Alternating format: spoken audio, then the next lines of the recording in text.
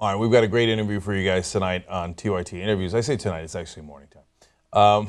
As we record this live. Dr. Jill Stein is back in the house, back at Rebel headquarters. I would say our second presidential candidate that we've interviewed, but she's actually the first because I interviewed you earlier before Bernie Sanders, and now great to have you back on the Young Turks. Thanks so much. Good to be with you, Cenk. So this is a big day for you guys because you're also having your California primary today, right? That's right. At the Green Party. And so Dr. Stein, of course, has already been a presidential candidate for the Green Party. She's vying to be one now, seems to have the nomination locked up. Has the AP called it yet for you? And they didn't poll our superdelegates, I can assure you that, because we don't have superdelegates. Okay. Boy, if the Green Party had superdelegates, that would be ironic. That would be a different kind of Green Party. Everybody is now saying Hillary Clinton is the first female presidential candidate on a major U.S. political party. Does that annoy you? Do you consider yourself the first female presidential candidate? Well, there's certainly been many female nominees before me in the Green Party. So, but I have certainly, to this point, I am the record holder for the most votes won by a female presidential candidate in the general. All right, and all without superdelegates. Amazing. Yes, and without a dime of corporate money or super PACs or lobbyist money, just real people powered. Now, people assume that Hillary Clinton will pass you this time around, but maybe she won't. So maybe you'll get to keep your title as the the female who has gotten the most presidential votes in American history. That's a pretty nice title to have, by the way. Yes, it really is. Yeah. Right. And this election isn't over yet, and there have been some curveballs coming at us to date, and we'll see where we go from here. It's funny because the mainstream press has been yelling at everybody to celebrate this historic moment because Hillary Clinton is a woman. I don't remember them celebrating you as much. No, I think the objective has always been to bury our campaign. We are a very inconvenient truth, especially for Hillary right now, because she's not the only woman in the race. And, to look at the values of women, the values of feminism, she certainly stands in stark contrast to what feminism is about. And so the great thing is, in this race, in order to be a feminist, you don't have to sign on to an ideology of also being a corporatist and a militarist and an imperialist, which is inherently at odds with the concept of being a feminist. So let me touch on that for a second. Now, the first time that we had you on, we talked a lot about policy, and I encourage everybody to check out that interview to get a full sense of your positions. I want to touch more today on how in the world you can win, because that is obviously a very relevant conversation, right? But before we do that, you just mentioned something there that I think is important in terms of policy. You say that she's not much of a feminist. Now, I think that a lot of people in the press would say, whoa, that's crazy talk. She's a huge feminist. Why do you say that? She talks the talk, yes, but it's important to look at the walk. Fool me once, shame on you. Fool me twice, shame on me. Fool me 1,000 times, really shame on me. So it's really important to look at what our political leaders and misleaders are putting out there. So look at Hillary's record. I think one of the most striking things that she has done that's really important to look at is what she did in Haiti as Secretary of State. Hillary pretends to be on the side of women and children, yet as Secretary of State, she led the charge to push down the minimum wage in Haiti, which had been raised from a pathetic 20 cents an hour to 60 cents an hour, an incredible poverty wage in one of the poorest countries in the world, probably arguably the poorest country in the world. And as Secretary of State, once that minimum wage was raised, Hillary came out swinging for corporate America that wants to be in Haiti to, wring more blood and sweat out of the labor force there. And she pushed the minimum wage back down from 60 cents down to more like 40 cents an hour. Look at the safety net, the social safety net, which Hillary also led the charge for, along with Bill, to dismantle the aid to families with dependent children and turn it into a pseudo job training program where the jobs are not there, the sport's not there, and the money's not there. So large numbers, in fact, it's like a million more children are in poverty today thanks to the dismantling of aid to families with dependent children. Hillary's been on the board of Walmart. And as a board of director of Walmart, she's been thoroughly behind Walmart's policies of basically exploiting workers, failing to provide them decent wages, union rights, health care benefits, et cetera, and has really forced families to be reliant on public assistance. Look at the deregulation of Wall Street, which Hillary and Bill led the way on, that led to the Wall Street meltdown, the disappearance of 9 million jobs, and the the theft of 5 million homes from families who were basically preyed upon without the regulations in place in Wall Street. So in short, Hillary talks the talk, but her actual track record is very much the antithesis. Not to mention that bombing other people's children or deporting children, in fact, which Hillary is all for right now and has contributed to, the deportation of the refugees from Latin America, in fact, whom she helped create through her support for the outrageous corporate coup in Honduras that has led to incredible instability and violence and the flight of these poor children and families from that violence. Hillary has been, leading the charge to bar the gates and send them back to the very dangerous situation that she created. So you're saying not necessarily on women's rights issues, but on all these other issues that affect women, and perhaps some disproportionately, she's not been as strong a candidate as you would hope for, a progressive would hope for. Not only not as strong as, but I think actually representing the opposite point of view. It's been very harmful to the cause of women and children. And even on the right to choose, the Hyde Amendment still exists and gets reauthorized and prevents poor women in many states from having the right to choose. And bottom line is we need not only equal wages, which Hillary has been a proponent of, but we need living wages to be equal. Being equal in poverty is not acceptable. So I just started seeing these hashtags as I was promoting this interview. Some of our viewers, Jenny Aguilar sent in Jill before Hill, and Tanya Montana Catherine Smith, hashtag Jill not Hill. Have you heard these before? Yes. Okay. Yes. Now, New York Times just asked Bernie Sanders yesterday if it's sexist of him to still stay in the race. I wonder if they'll ask you the same thing. Is it sexist of you to still stay in the race against Hillary Clinton? I mean, she could be a historic female nominee. Yeah, really. Is it absurd to make that charge? Obviously they can't make it to you. That would be the most preposterous thing that anyone's ever heard. Is it equally preposterous to make it to Bernie Sanders? Of course. I mean, I think it's an insult to the concept of feminism to say that feminism is the gender that you were born with, period, and that's feminism. That's outrageous. To say it's, simply a question of what your chromosomes have to be, happen to be. Feminism is much more than that. It's about peace, it's about justice, it's about rights for women as caretakers and caregivers. And the broader agenda of the woman needs to be consistent with that. And in Hillary's case, it's not. I think it's an offense to the concept of feminism to say that Hillary Clinton and her advocacy for war, for Wall Street, and for the Walmart economy represents feminism. By no means. Okay, now let's talk about your chance of winning. So obviously this is the biggest issue for the Green Party. Now, you've got several different hurdles that you've got to cross. Now, in order to get into the debates, well, if you got into the debates, you could present your very progressive policy positions, as again we've discussed before, and I think that they might be eye-opening for a lot of people, but you've got to get 15% on the polling, which is an enormously high bar. Well, do you know where we are right now? One poll I saw, Quinnipiac had you at 3%, which, by the way, is very healthy for the moment being. Exactly, especially given that it's only about 20% who even know about us. So, and in fact, today's NBC poll has us at 4%. So 4% among about 20 who know about us translates up to 20% if those numbers hold.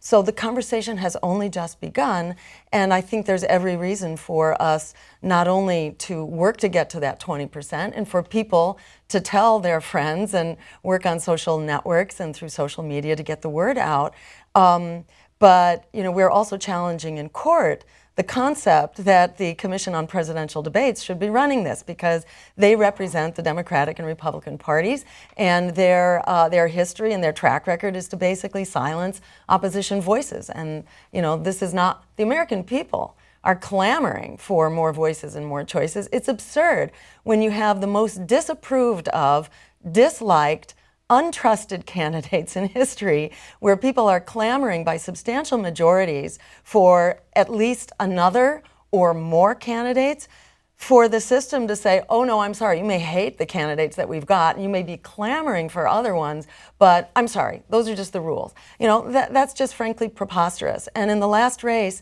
my running mate and I were arrested, trying to get into a debate that we should have been included in. Well, I think this time around there are a lot of people who are really committed to opening up the debate.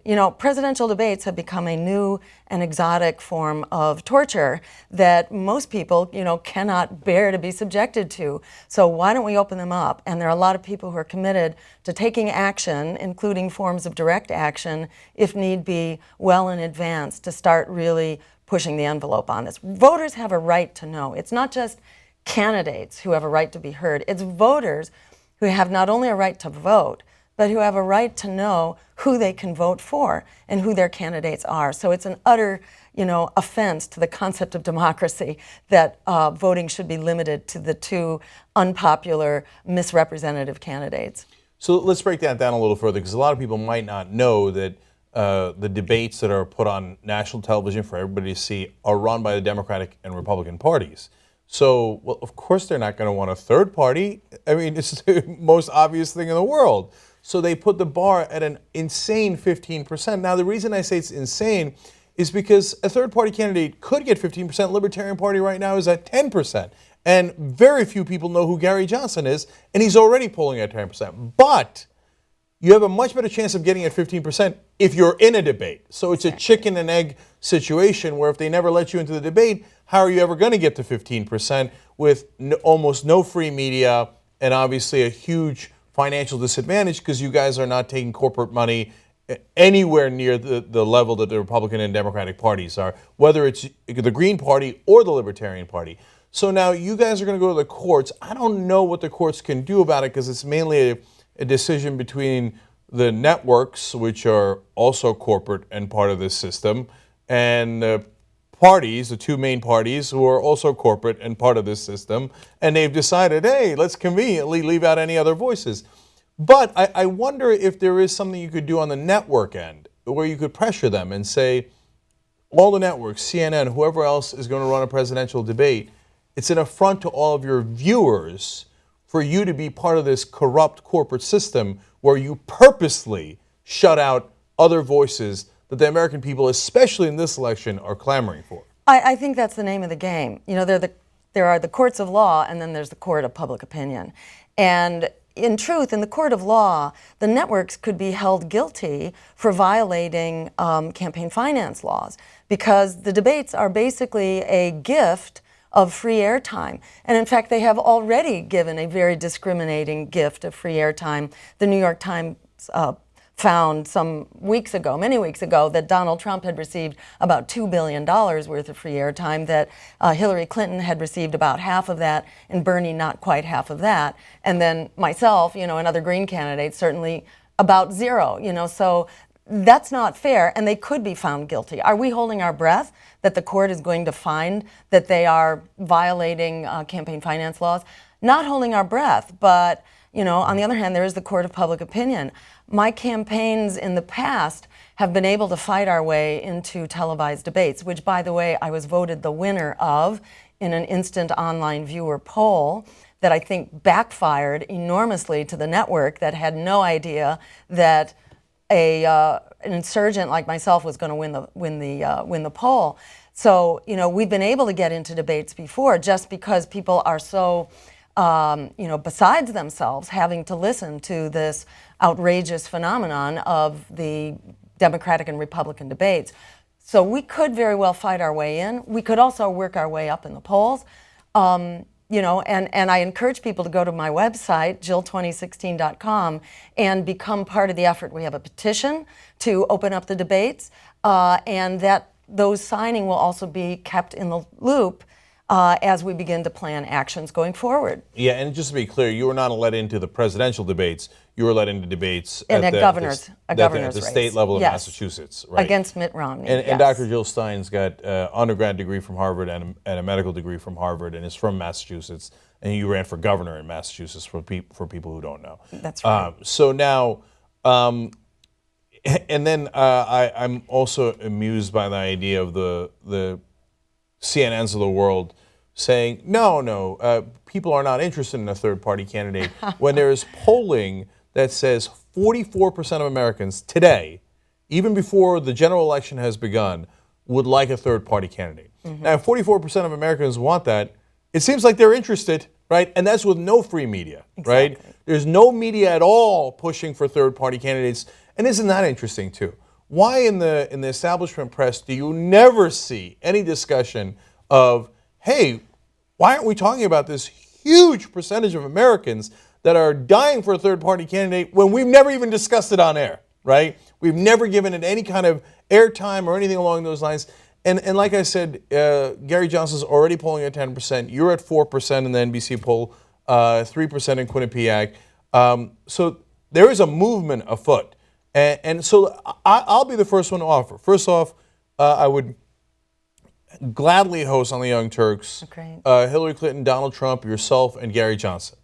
Okay? Great. It's a deal. And my guess is that until they are shamed into it, Hillary Clinton and Donald Trump will not want to participate in that, because they'll think if you guys share the stage, you'll get some of their votes. I get it. I understand the politics behind it. It's also forbidden, the rules of the Commission on Presidential Debates. It's not only that they keep others out, but they prevent the candidates who participate from engaging other candidates in other forums as well. So it's not just a fortress, it's also a jail. Yes, yes. And so they're not allowed to bring anybody in, they're not allowed to leave. Isn't that convenient? But I will also offer a debate for Gary Johnson and yourself, one-on-one. If you guys would like to do that, we'd be happy to have you.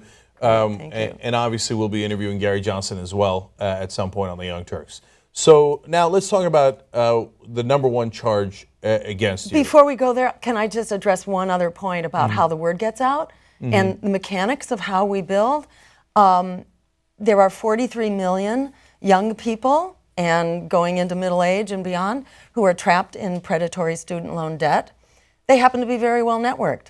They're really good at self-organizing on the internet. There's only one place that they can put their votes in order to cancel their debt.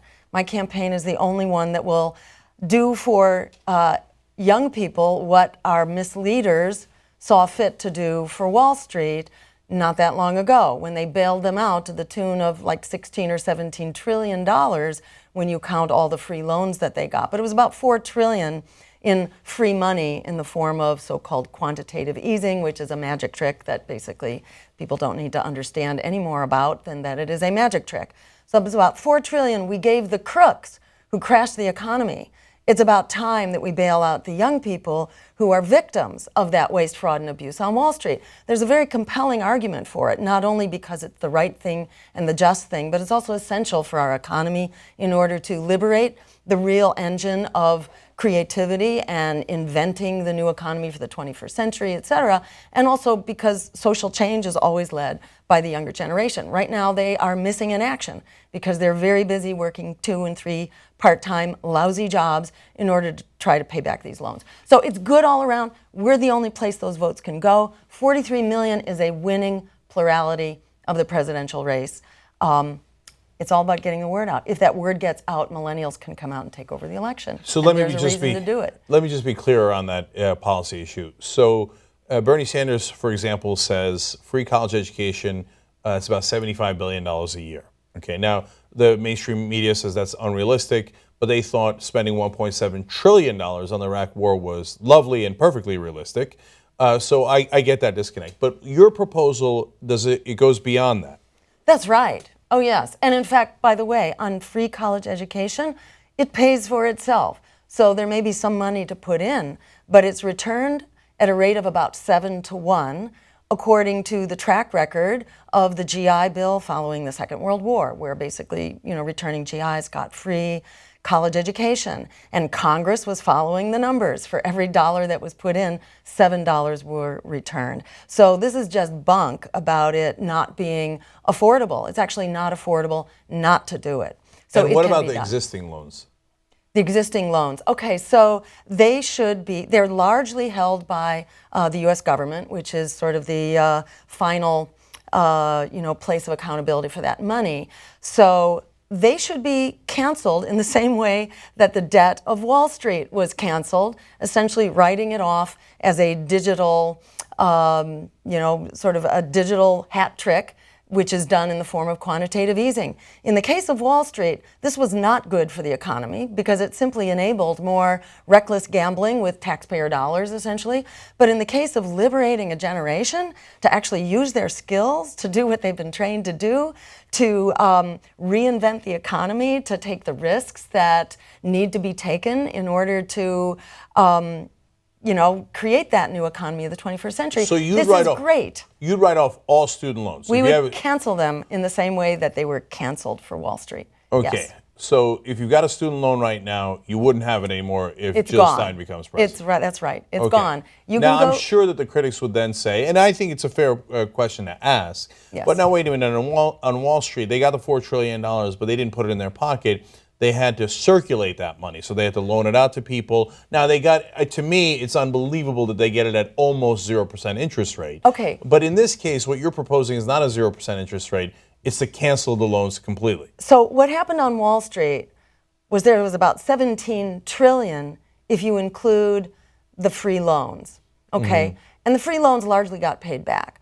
But still, that's important. If you forget about the free loans and just consider the money, the debts that was canceled, that was $4 trillion in the form of quantitative easing. So that's not money that was transferred to them. It's simply a debt that was bought up by the U.S. government and then essentially zeroed out, canceled. So it didn't put money in their pockets, so to speak, but it rid them of all that debt that they would otherwise have to pay. So that's exactly what we are calling for here, a quantitative easing, which is not money in their pocket. It's essentially that the government has bought up that loan and it tears up the contract. It's over. Okay. To be honest, I'd have to look more into that proposal to see, how those two different things juxtapose to one another. But I get it as a general concept. You're saying if we eased Wall Street, why can't we ease the rest of us in terms of the student loan debts that were These are the crooks who crashed the economy. So they took up bad debt by, through their waste, fraud, and abuse. And because the crashed economy then made it impossible for students to get the jobs for which they were lured into these loans. Students were told, you do the work, you go to college, you get the degree, and then you have a good job. The good jobs aren't there. The jobs that are there now, are low-wage, part-time, insecure, benefit-poor jobs.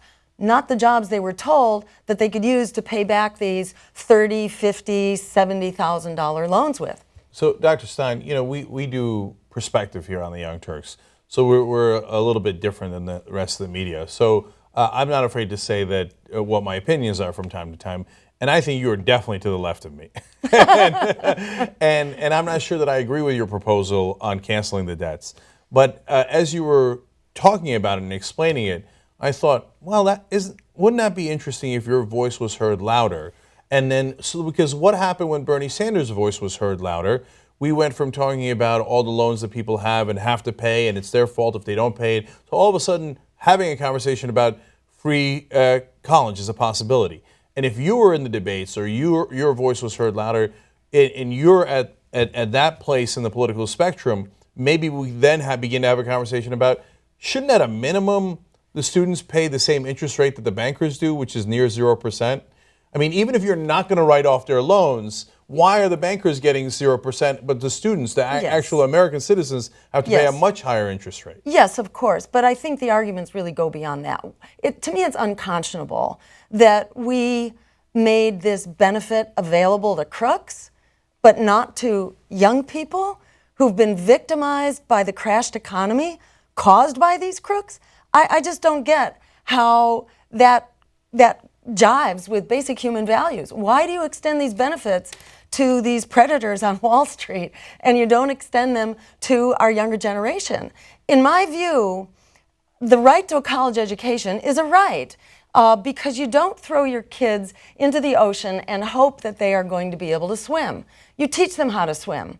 Well, swimming in the economy used to mean getting a high school education, but in the 21st century it means getting a college education. So going forward, to me, by right, this is what we provide our younger generation. We provide them with a college education so they can survive in the economy of today, and that is right and just, that we should do that retroactively, given how they have been absolutely screwed in this. They were basically entrapped into these loans under very false pretenses, and we all suffer for their being missing in action from society in general. Progress is always led by the younger generation, and if they're not here to lead it, we are all dead in the water. So it's to all of our benefit that we liberate them. But the bottom line is there are 43 million of them, and I'll tell you, I have yet to find the young person, the millennial, who doesn't get this. They have been so preyed upon in every way, whether you're looking at the crash of the economy, the low-wage jobs, the skyrocketing cost of education and of healthcare, the crash of the climate, which is happening on their time, and student debt. You know, this is a generation that has actually, been wrung dry the latest, opportunity for exploitation and predation by a predatory economy. And they need to be liberated, and they get it, and they are a plurality of the vote. Okay, before I move on, I just want to double back on speaking of getting your voice out. I want to be clear. You accept debating Gary Johnson on the Young Turks. Is that clear? Is that right? It's a deal. Yes. Okay. All right. It's a deal. Okay. Great. And obviously Hillary Clinton and Donald Trump as well. But that goes as we mentioned earlier. That's clear. Okay. So now let's get to the number one problem that you have, which I don't think is your policy positions. I think that those are debatable, and I don't know if the American people would support you on those, but certainly it's within the realm of imagination and the conversation that should be had. Your number one issue is that people will say, oh, but you're taking votes away from the Democratic nominee, and that might allow the monstrous Donald Trump to win. Mm-hmm. How do you answer that, Charles? Mm-hmm. Okay. So right now, the majority of Donald Trump's supporters actually don't support Donald Trump, according to a CNN poll about 2 weeks ago. The majority of Donald Trump's supporters are supporting him because they don't like Hillary Clinton. And the same is true for Hillary Clinton's supporters, who are mainly opposing Donald Trump. And at the same time, you have substantial portions, in some polls 60%, that are clamoring for another candidate and a different party. So what's wrong with this picture? Democracy is not what we don't want. Democracy is not what we are afraid of. In fact, this politics of fear that tells you to vote your fears and not what you want, that politics of fear actually delivered everything we were afraid of.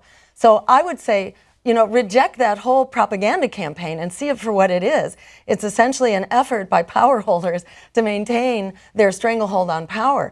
All the reasons you were told you had to vote for the lesser evil, you didn't want the massive Wall Street bailouts, the offshoring of our jobs, the meltdown of the climate, the expanding wars, the attack on our civil liberties, the massive deportation of immigrants. We've gotten all that, and much of it under a Democratic White House with 2 Democratic houses of Congress. So, the politics of fear actually delivered everything we were afraid of. And why is that? It's because your fears do not a democracy make. Silence and fear doesn't move us forward. Democracy needs a moral compass. It needs vision and values. And without that, you create a moral vacuum which would be filled by the corporate predatory parties. That's not to say there are no differences between them, but rather that the differences between them are not great enough to save your job. Who is it that's trying to send more jobs overseas? Barack Obama and, Hillary Clinton for her part. And who started NAFTA in the first place? It was Bill Clinton who signed NAFTA and Hillary who cheerleaded for it. So they're not going to save your job. They're not going to save your life. Countless Americans cannot afford health care, even with the form of health care we have under the Affordable Care Act, which is not affordable and not particularly caring. And it's not going to save the planet. In fact, what happened under all of the above has been far worse for the climate than under Drill Baby Drill, under George Bush. The lid was taken off of extraction and the production of CO2 and methane under Barack Obama's, cheerful voice and policies. So the bottom line, if I can just sum it up, forget the lesser evil, fight for the greater good, like your life depends on it, because it does. So that's a compelling case against the two parties that we have now. But I think it is a fair case to make to say, well, Ralph Nader made a similar point, and then it turns out that that did make a difference. Now, there's many other factors that made a difference, but Ralph Nader was a significant one among them in 2000. Al Gore likely would not have taken us to Iraq, thereby saving countless lives, let alone treasure $1.7 trillion we could have saved for the American people. And you go down the list of the different policies that Al Gore and George Bush would have had, and even in the ones that you just mentioned there. So if John McCain had won instead of Barack Obama or Mitt Romney, we either wouldn't have had Obamacare or we would have had it repealed. That cost tens of millions of Americans health insurance. And Barack Obama, for all of my frustrations with him, did keep us out of a war with Iran that we almost certainly would have been in if John McCain had become president, again, saving countless lives. Those are pretty significant differences. So how do you answer for people who legitimately say, I don't want to take a chance that the right wing wins and that we lose those very important differences? So, I think it takes selective amnesia to be terrified of Republicans and comfortable with Democrats. And you can go through the blow by blow of just recent history and what happened with a Democratic White House and two Democratic houses of Congress has been absolutely devastating. Whether you look at the expansion of the wars, the expansion of the drones, the attack on civil liberties and freedom of the press, the dragnet surveillance, Barack Obama fought in order to extend the war in Iraq. Hillary Clinton herself repealed aid to families with dependent children. It was Democrats who repealed the regulations on Wall Street and laid the groundwork for the meltdown. In many ways, Donald Trump is a product of the lesser evil because the crisis to which Donald Trump's supporters are responding, that is the economic stress, was created by policies signed into being by Bill Clinton and the Democrats. That is Wall Street deregulation and NAFTA. So, it's false that the lesser evil solves these problems. It may defer them for a moment, but in the next election, the Republicans are going to win it because people don't come out to vote for a lesser evil elected official. They won't come out to vote for someone who's throwing them under the bus, even if it could have been worse under someone else. So we basically hand it to the Republicans anyhow. It makes for a race to the bottom between the lesser evil and the greater evil. And I think where we are right now is a very different moment. It's not like under Ralph Nader for a whole lot of reasons. Number one, most people were not disapproving of the other candidates and were not distrusting. An AP poll came out the other day showing there's a 3% rate of trust for Congress, a 15% rate of trust in the executive, and like 25% for the Supreme Court. But people have had it. People have the political system is a house of cards which is falling down. It is falling down, and it is taking it with us. Whether you look at the climate, where the day of reckoning is coming closer and closer, the National Oceanic and Atmospheric Administration, NOAA, senior scientist, quoted the other day a report they had just received, which she described as an oh my God report from the Antarctic, saying that we can expect 9 feet of sea level rise by 2050. Or whether you're looking at the next meltdown on Wall Street because the Dodd-Frank bill did not fix it. Or whether you are looking at the expanding wars. And under Barack Obama, those wars have been massively expanding and know no end. And we are now pivoting to have war not only in the Middle East, but war with Russia and war with China. And Barack Obama engaged a whole new generation of nuclear weapons and $1 trillion for a whole new nuclear arms race. So we're not likely to do very well here getting towards the end of the century. We are in really an existential moment where we have to decide not only what kind of world we will have, but whether we will have a world or not. And I think this is not being lost on the American people who are saying, this is qualitatively different from what has come before. I repudiate the Democratic and Republican parties who are beholden to predatory banks and fossil fuel giants and war profiteers. That is whom they have delivered for. They are throwing ordinary people under the bus. They're not going to do it for us. We are the ones we've been waiting for. The Green Party is the only national party that is not poisoned by corporate money. As people are finding out about us, they are rallying around the party like we've never seen before. So I'd say let's not foreclose the discussion. Let's open up that discussion. Let's have the democracy that we're supposed to have, at least the semblance of it. And let's let the healing begin. Let's go forward towards an America and a world that works for all of us. So what I'm hearing from you is the Democrats say, hey, we got to stop the bleeding first. You're saying, let's go for the bleeding. Right. Well, they're just saying, let's have a small cut instead of a mortal wound. Right. But it's death by 1,000 cuts. Right. Whereas we're bleeding out. You're saying, let's go for the cure. Well, I think this sort of, it's not like they're going for less of a cure. They're going for a less toxic form of poison, is basically what the Democratic platform is. It's not as bad as. It's not as bad as. That is their claim to fame. Cenk, they could fix this in the stroke of a pen with ranked choice voting, which exists in many cities around the country. It's a great system. It lets you actually take the fear out of voting. It lets you rank your choices. If your first choice loses, your vote is automatically reassigned to your second choice. They could pass that right now. In Congress, we could pass it in our state legislatures and ensure that we deliver freedom and liberation in this election. The Democrats won't pass that. We proposed that bill when I first ran for governor in Massachusetts. We proposed that bill to an overwhelmingly Democratic legislature that could have passed it and done away with any potential for splitting of the vote. They won't pass it because they rely on fear, which speaks volumes. Why do they rely on fear? Because they are not on your side, which means they do not deserve your vote. They're not going to fix this for us. We're the only ones who can do this. So that is a systemic fix to the system that makes a lot of sense. It can be done at the state level, too. Right, and we know why the Democratic Party isn't doing it, because it's not beneficial to them. Their number one go-to move is, what if the Republicans win, right? Exactly. They are a less worse party. They are not about moving us forward, healing the absolutely lethal threats that are coming closer and closer by the day.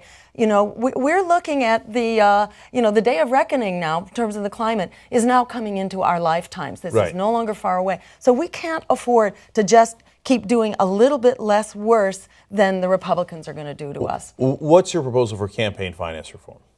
We should have completely public funding of our elections. They should not be privatized with private money, whether it is self-funding by a billionaire or whether it is funding through legitimate or covert channels. The system that we have right now is unbelievably corrupt. It was unbelievably corrupt even before Citizens United. We need to just get the big money out and get the people back in. Would you be in favor of a constitutional amendment to do that? Absolutely. And, I think barring that constitutional amendment, there's stuff we can do right now. We can take back the airwaves, for example, which belong to the public and which we have given away for free to the corporate predators. We need to charge them rent. But in addition, we should be allowing access for public purpose to political campaigns, which allows the bottom to fall out of the cost of campaigns. Do you believe corporations should have constitutional rights?